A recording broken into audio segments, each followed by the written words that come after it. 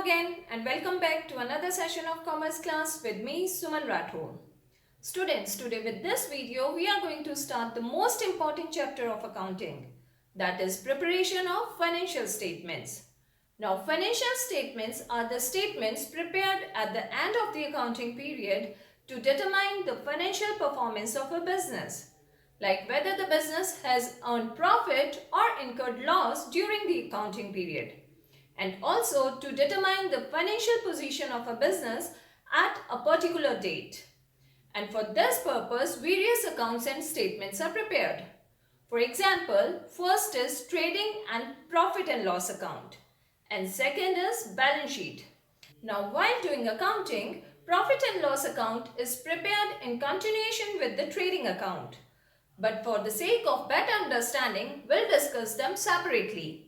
So today we'll discuss trading account. Now trading account is the first stage in the process of making final accounts to determine whether the business enterprise has earned gross profit or incurred gross loss during an accounting period. And the main components of trading account are, so this is basically the format of trading and profit and loss account, and the first component on the debit side of trading account is opening stock, which means the stock which is with the business at the beginning of the accounting year. Then second is purchases less purchase returns. So it means we have to mention our net purchases here. Then third is wages and salaries. Next is freight inward and carriage inward, which includes whatever charges we have paid for bringing the raw materials into the firm's godown. Now next is direct expenses. Now direct expenses includes all the expenses which are directly related with the production of the goods, like power and electricity or factory rent, etc. And I will share a complete list of this direct expenses by the end of this video. So please watch the video till the end. Now on the credit side, the first component is sales less returns. So we have to mention our net sales here. Next is abnormal loss of stock due to some accidents in the business. And third is closing stock, which includes stock of unsold goods which is with the business at the end of the accounting period. Now, after recording all the items, total of both the sides will be taken. And if the debit side falls short, then the balancing figure will be gross profit. And if the credit side falls short, then the balancing figure will be gross loss, which will be transferred to the profit and loss account. Now, if the firm has earned gross profit, then this gross profit will be transferred to the credit side of the profit and loss account, because the credit side of profit and loss account records all kinds of incomes and gain. And if the business firm has incurred gross loss, in that case, this gross loss will be transferred here on the debit side of profit and loss account, which is meant for recording all the losses and expenses of the business. Okay? Now, let's take a question from the book to understand it practically. So, I'm taking this question from T.S. Grewal's Double Entry Bookkeeping. It's chapter Financial Statements of Sole Proprietorship. Practical questions, question number 6. So, let's start our today's question. So it says, from the following information, prepare trading account for the year ended 31st March 2020. Stock on 1st April 2019 is rupees 40,000. So this is our opening stock, which will be recorded here on the debit side of the trading account.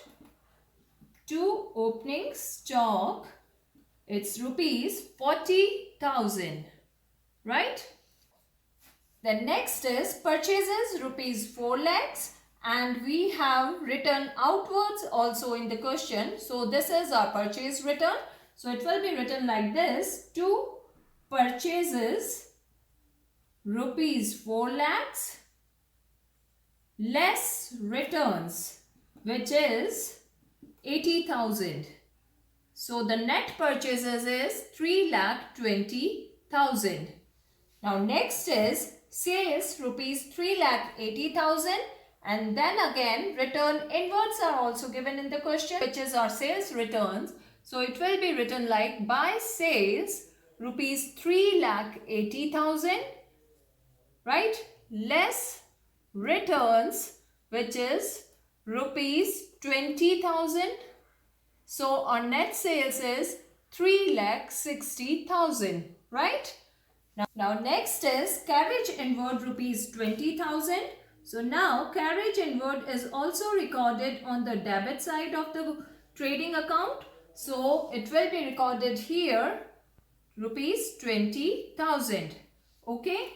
And then is our wages and salaries. Now wages and salaries are also recorded on the debit side of trading account. So it's given rupees 50,000. Right? Now it says stock on 31st March 2020 is rupees 1,30,000.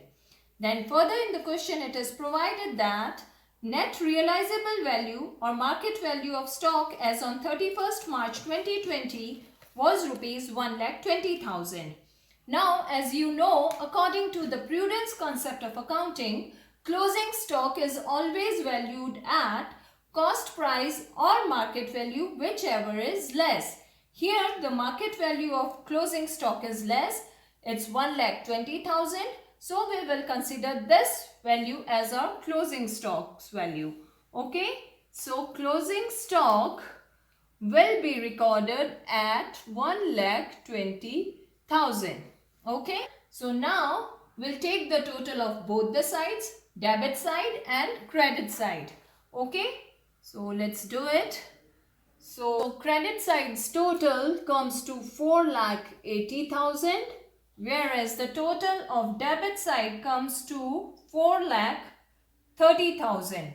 So now we have to bring or we have to add some amount as balancing figure on the debit side. And this balancing figure will be our gross profit, right? So this is our balancing figure. And to make it 4,80,000, we have to add rupees 50,000 here. Now the total of both the sides is equal, which is 4,80,000. Okay. Now this gross profit will be transferred on the credit side of the P&L account while making the profit and loss account. So this is how we prepare trading account.